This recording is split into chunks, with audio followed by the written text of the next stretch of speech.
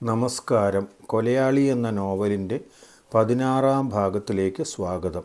പ്രതിലിപിയിലൂടെ വായനക്കാരുടെ എണ്ണം 1,30,000 കടന്ന ക്രൈം നോവലിൻ്റെ രചനയും അവതരണവും ഇമ്മാനുവൽ. സബ് രജിസ്ട്രാർ പ്രകാശനെ കാണാനില്ല എന്നാണ് പോലീസ് സ്റ്റേഷനിൽ പരാതി ലഭിച്ചത്. പ്രകാശൻ അപ്പോൾ ജോലി ചെയ്തിരുന്നത് പറപ്പള്ളി പോലീസ് സ്റ്റേഷൻ പരിധിയിലുള്ള സബ് രജിസ്ട്രാർ ഓഫീസിൽ ആയിരുന്നു. ഓഫീസ് സ്ഥിതി ചെയ്യുന്ന സ്ഥലത്തിൻ്റെ പേരും പറപ്പള്ളി എന്നു തന്നെയാണ്. വെള്ളിയാഴ്ച വൈകിട്ട് ഓഫീസിൽ നിന്ന് പോയതാണ് എന്നാണ് വീട്ടുകാർക്ക് അറിയാൻ കഴിഞ്ഞത്. പിറ്റേ ദിവസം 2-ാം ശനിയാഴ്ച ആയതുകൊണ്ട് അവധി ആഘോഷിക്കാൻ വേണ്ടി ചിലപ്പോൾ കൂട്ടുകാരുടെ കൂടെ പോകുന്ന സ്വഭാവം പ്രകാശന് ഉണ്ടായിരുന്നു. അതുകൊണ്ട് വെള്ളിയാഴ്ച വീട്ടിൽ ചെല്ലാഞ്ഞിട്ടും വീട്ടുകാർ അന്വേഷിച്ചില്ല. ശനിയാഴ്ചയും കൂടി കഴിഞ്ഞിട്ടും പ്രകാശൻ വീട്ടിലെത്താത്തതുകൊണ്ടാണ് അയാളുടെ ഭാര്യ ഓഫീസിലെ ചില സുഹൃത്തുക്കളെ വിളിച്ച് വിവരം തിരക്കിയത്. വെള്ളിയാഴ്ച ഓഫീസിൽ നിന്ന് പോയതാണ് എന്നും മറ്റെവിടെയും പോകുന്ന കാര്യമൊന്നും പറഞ്ഞിരുന്നില്ല എന്നുമാണ് കൂട്ടുകാരിൽ നിന്നും അറിയാൻ കഴിഞ്ഞത്. വിളിച്ചു നോക്കിയപ്പോൾ ഫോൺ സ്വിച്ച് ഓഫാണ്. പ്രകാശൻ്റെ തറവാട്ട് വീട്ടുകാരെ വിളിച്ചു നോക്കിയപ്പോൾ അങ്ങോട്ട് ചെന്നിട്ട് കുറേ മാസങ്ങളായി എന്നാണ് അറിയാൻ കഴിഞ്ഞത്. പ്രകാശൻ്റെ അനിയനാണ് ഇപ്പോൾ മറ്റൊരു സാധ്യത പറഞ്ഞത്. അങ്ങനെ ചിലപ്പോഴൊക്കെ സംഭവിക്കാറുള്ള കാര്യമാണ്. എന്തെങ്കിലും ആവശ്യത്തിന് ചേട്ടൻ തിരുവനന്തപുരത്ത് പോയതോ മറ്റോ ആണെങ്കിൽ നാളെ രാവിലെ തിരിച്ചു വരും. നാളെയും വന്നില്ലെങ്കിൽ നമുക്ക് എന്തെങ്കിലും നടപടി സ്വീകരിക്കാം. പ്രകാശൻ്റെ വീട്ടുകാരും സുഹൃത്തുക്കളും സ്വന്തം നിലയിൽ സാധ്യതയുള്ള സ്ഥലങ്ങളിലെല്ലാം അന്വേഷിച്ചതിന് ശേഷം തിങ്കളാഴ്ചയെങ്കിലും തിരിച്ചു വരും എന്നുള്ള പ്രതീക്ഷയിൽ കാത്തിരുന്നു. തിങ്കളാഴ്ചയായിട്ടും പ്രകാശൻ എത്തിയില്ല എന്ന് കണ്ടതുകൊണ്ട് പിന്നെ കാത്തിരിക്കാതെ പോലീസ് സ്റ്റേഷനിൽ പോയി പരാതി കൊടുത്തു. ജീവൻ ജോസിൻ്റെ സുഹൃത്തായിരുന്നു പറപ്പള്ളി സ്റ്റേഷൻ ഉൾപ്പെടുന്ന ഭാഗത്തെ സർക്കിൾ ഇൻസ്പെക്ടർ. അദ്ദേഹത്തിൻ്റെ പേര് സജീവൻ എന്നാണ്. സജീവൻ്റെ സ്റ്റേഷൻ പരിധിയിൽ ഒരാളെ പൊക്കാൻ വേണ്ടി പോകുന്നുണ്ടെന്ന് ആകസ്മികമായി കണ്ടപ്പോൾ ജീവൻ ജോസ് സജീവനോട് പറഞ്ഞതാണ്. ആരാണെന്നും അന്ന് പറഞ്ഞിരുന്നു. കൂടുതൽ വിവരങ്ങൾ പറയാത്തതുകൊണ്ട് എന്തെങ്കിലും കൈക്കൂലി കേസായിരിക്കും എന്ന് മാത്രമേ സജീവൻ വിചാരിച്ചുള്ളൂ. അതെന്താണെങ്കിലും സുഹൃത്തിനും കൂടി താല്പര്യമുള്ള കാര്യമായതുകൊണ്ട് സജീവൻ ആ വിവരം ജീവൻ ജോസിനെ വിളിച്ച് പറയുകയാണ് ഉണ്ടായത്. സജീവനും പോലീസുകാരും അന്വേഷിക്കാവുന്ന പല സ്ഥലങ്ങളിലും പ്രകാശനെ അന്വേഷിച്ചു. അതിനിടയിലാണ് പറപ്പള്ളിയിലെ ഒരു വാർഡിലെ പഞ്ചായത്ത് മെമ്പർ സ്റ്റേഷനിലേക്ക് വിളിച്ച് ഒരു വീട്ടിൽ കൊലപാതകം നടന്ന വിവരം അറിയിച്ചത്. കൊല്ലപ്പെട്ടതാരെന്ന് പിടികിട്ടിയിട്ടില്ല എന്നാണ് വിവരമറിയിച്ചയാൾ പറഞ്ഞത്. മെമ്പർ ബോഡി കണ്ടിട്ടുമില്ല എന്നാണ് സ്റ്റേഷനിലേക്ക് വിളിച്ചപ്പോൾ പറഞ്ഞത്. കാണാതായ പ്രകാശൻ തന്നെ ആയിരിക്കുമോ കൊല്ലപ്പെട്ടത് എന്നൊരു സംശയം മാത്രമേ അവിടെ എത്തുന്ന സമയം വരെയും സജീവൻ്റെ മനസ്സിൽ ഉണ്ടായിരുന്നുള്ളൂ. സജീവനും സംഘവും അവിടെ എത്തുമ്പോൾ കുറച്ച് നാട്ടുകാർ അവിടെ ഉണ്ടായിരുന്നു. സാധാരണ പോലെ അവർ അവിടെ കൂടി നിന്ന ആളുകളോട് ചോദിച്ചു, ആരാണ് ബോഡി ആദ്യം കണ്ടത്? വീരനാണ് സാർ. ആ പേരിൽ തന്നെ എന്തോ ഒരു പ്രത്യേകത തോന്നിയതുകൊണ്ട് അയാളോട് അടുത്തേക്ക് ചെല്ലാൻ സജീവൻ പറഞ്ഞു. അല്പം ഭയത്തോടുകൂടിയാണ് അയാൾ അടുത്തേക്ക് ചെന്നത്. വീരനാണല്ലോ ബോഡി ആദ്യം കണ്ടത്. അതെ. ഈ വീട്ടിൽ താമസമുള്ളതല്ലേ? ഈ സ്ഥലത്തിൻ്റെ നേരത്തെ ഉടമയുടെ വീടായിരുന്നു ഇത്. ഈ അടുത്തയിടെ സ്ഥലം വിറ്റു. അതിനുശേഷം ഇവിടെ ആരും സ്ഥിരതാമസമില്ല. ആൾ താമസമില്ലാത്ത സ്ഥലത്ത് നിങ്ങൾ എന്തിനാണ് വന്നത്?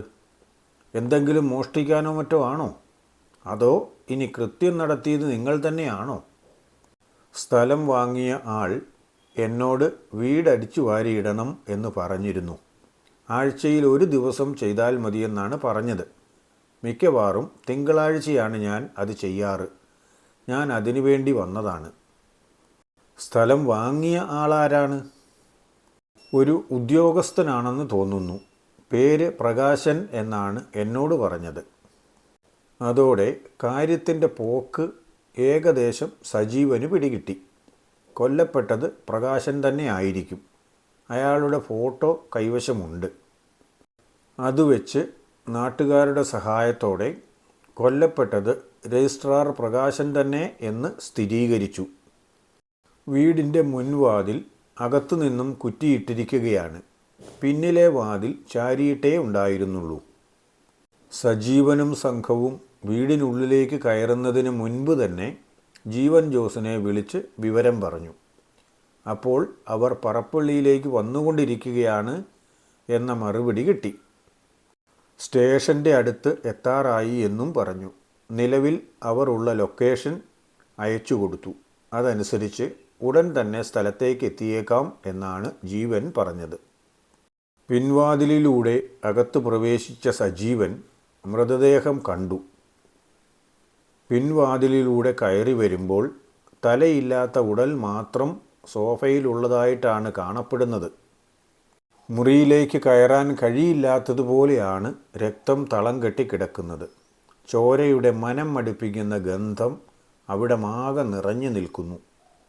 സർവീസ് കാലഘട്ടത്തിൽ പലതരത്തിലുള്ള കൊലപാതകങ്ങളും കാണേണ്ടി വന്നിട്ടുണ്ടെങ്കിലും സജീവന് ഇപ്പോഴും ചോരയുടെ മണം മനസ്സിനെ മടുപ്പിക്കുന്നത് തന്നെയാണ്.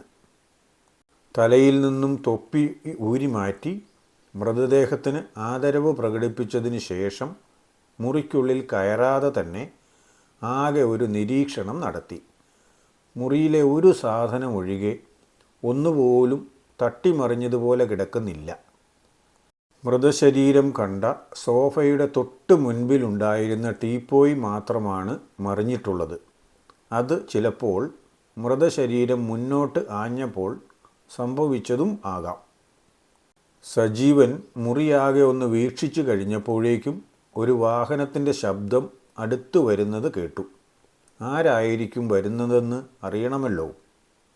കുറ്റിയിടാതിരുന്ന ജനൽപ്പാളി തുറന്നു നോക്കിയപ്പോൾ അതിലൂടെ പോലീസ് ജീപ്പ് കണ്ടു. ജീവനും സംഘവും തന്നെ ആയിരിക്കുമെന്ന് സജീവൻ കണക്കുകൂട്ടി.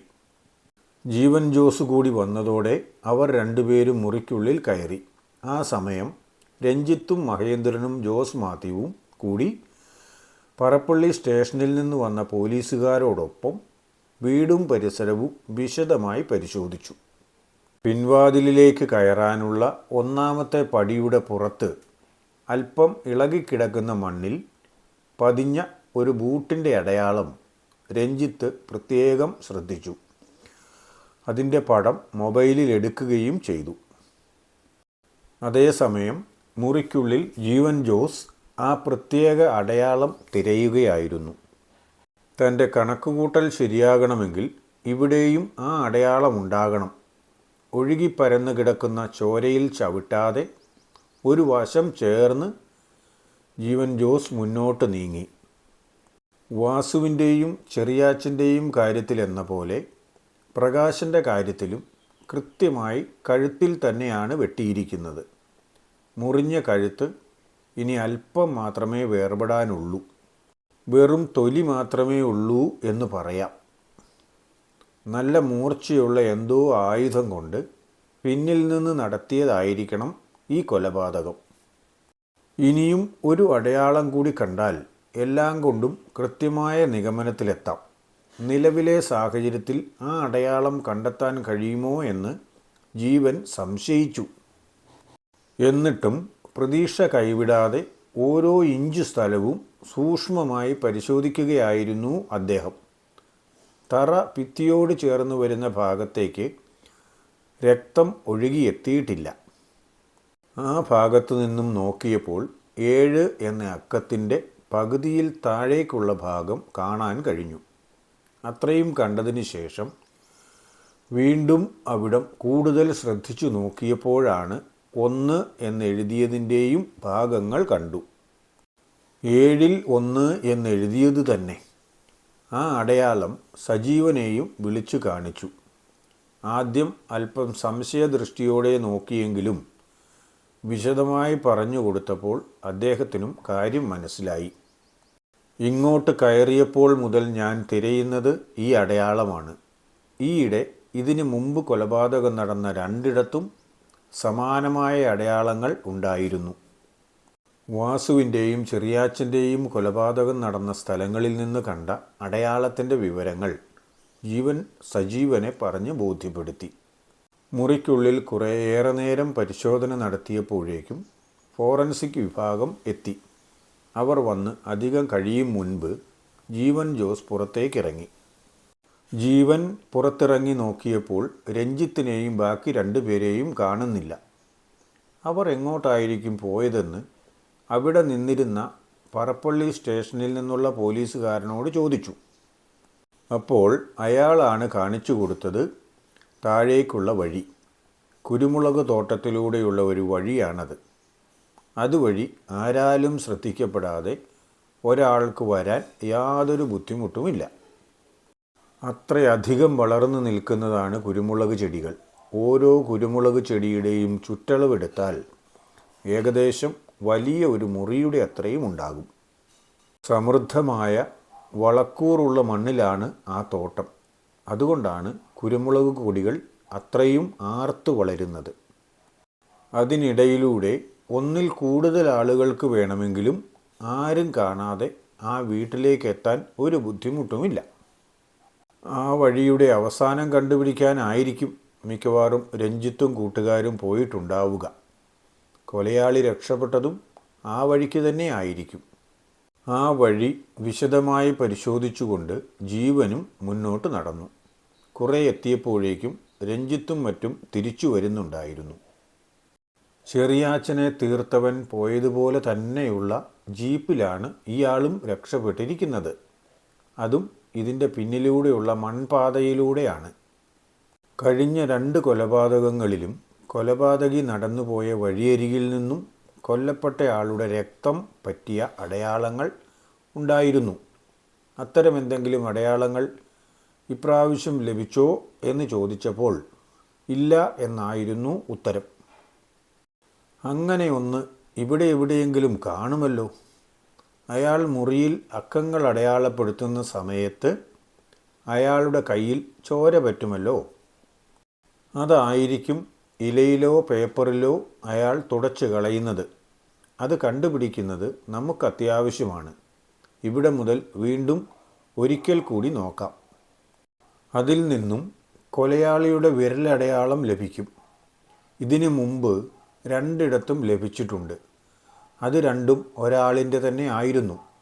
അതേ ആൾ തന്നെയാണ് കൊലപാതകം നടത്തിയതെങ്കിൽ ഇനിയും 6 പേർ കൂടി കൊല്ലപ്പെടും എന്ന കാര്യം തീർച്ചയാണ്. അയാളെ പിടിക്കാൻ കഴിഞ്ഞില്ലെങ്കിൽ ആ 6 പേരുടെയും കാര്യം തീർന്നത് തന്നെ. 6 പേർ ആരാണെന്ന് അറിയാമെങ്കിൽ സംരക്ഷണം കൊടുക്കാനെങ്കിലും കഴിയുമായിരുന്നു. ആ കാര്യത്തിലും ഇപ്പോൾ സംശയം മാത്രമേ ഉള്ളൂ. ഒരു തവണ കൂടി മണ്ണ് റോഡ് വരെ പോയി അരിച്ചു പെറുക്കി നോക്കിയെങ്കിലും അവിടെ നിന്നും അവർക്ക് അങ്ങനെ ഒരു അടയാളം കിട്ടിയില്ല. തിരിച്ചു വരുന്ന വഴിക്കാണ് രഞ്ജിത്ത് ഫോണിൽ നിന്നും സ്റ്റെപ്പിലേക്ക് കയറുന്ന ഭാഗത്തു നിന്നും എടുത്ത ഫോട്ടോ കാണിച്ചു കൊടുത്തത്. ഇത് മിക്കവാറും കൊലയാളിയുടെ പാദം പതിഞ്ഞതിൻ്റെ അടയാളമായിരിക്കും. ഇതിൽ ഒരു പ്രത്യേകതയുള്ളതായി തോന്നുന്നുണ്ട്. സാറിന് അങ്ങനെ എന്തെങ്കിലും സംശയം തോന്നുന്നുണ്ടോ? ഒറ്റ നോട്ടത്തിൽ തന്നെ ജീവൻ പറഞ്ഞു. ഒരു വശത്ത് കട്ടി കൂടിയ ഷൂ ആണ് അയാൾ ഉപയോഗിക്കുന്നത്. അതിൻ്റെ അർത്ഥം ഒരു കാലിന് അല്പം നീളം കുറഞ്ഞയാളായിരിക്കണം കൊലയാളി. ഇത്തരം ഷൂസുകൾ പ്രത്യേകമായി പറഞ്ഞ് നിർമ്മിക്കുന്നതായിരിക്കും. അങ്ങനെയാണെങ്കിൽ ആ വഴിക്ക് അന്വേഷണം നടത്തിയാൽ ചിലപ്പോൾ കൊലയാളിയിലേക്ക് എത്താൻ കഴിഞ്ഞു എന്ന് വരാം. ആ സാധ്യത പ്രത്യേകം നോട്ട് ചെയ്യണം. ഇവിടെ അടുത്ത് എവിടെയെങ്കിലും അത്തരം സ്പെഷ്യൽ ഷൂ ലഭിക്കുമോ എന്ന കാര്യം ജോസ് മാത്യു അന്വേഷിക്കണം. ടൗണിൽ വരെ പോയാലും കുഴപ്പമില്ല. അധികം ആൾക്കാർ വാങ്ങുന്നതല്ല അത്തരം ഷൂസ്. അതുകൊണ്ട് വാങ്ങുന്നവരെ ചിലപ്പോൾ കടക്കാർ അറിയുകയും ചെയ്യും. ആ ഉത്തരവാദിത്വം ജോസ് മാത്യുവിനെ ഏൽപ്പിച്ചതിന് ശേഷം സംഘം അടുത്ത നീക്കത്തിനെപ്പറ്റി ആലോചിച്ചു. അടുത്ത ഭാഗത്തിൽ ആ നീക്കം അറിയാമേ. പരിമിതമായ അറിവ് വെച്ച് കഴിയുന്നതുപോലെയൊക്കെ ചെയ്യുന്നതാണ് കേട്ടോ. കുറവുകളൊക്കെ കാണും, ക്ഷമിക്കുമെന്ന് കരുതുന്നു. കുറവുകൾ ശ്രദ്ധയിൽപ്പെട്ടെങ്കിൽ കമൻറ്റിൽ ഒന്ന് കുറിച്ചേക്കണേ. നിർദ്ദേശങ്ങളും ആകാം. ലൈക്കും ഷെയറും ഒക്കെ ചെയ്യുന്നത് പിന്നെ നിങ്ങളുടെ ഇഷ്ടം പോലെ. മറ്റന്നാൾ അടുത്ത ഭാഗവുമായി വരുന്നതുവരെ എല്ലാവർക്കും നന്മ നേരുന്നു. എല്ലാവർക്കും വേണ്ടി പ്രാർത്ഥിക്കുന്നു.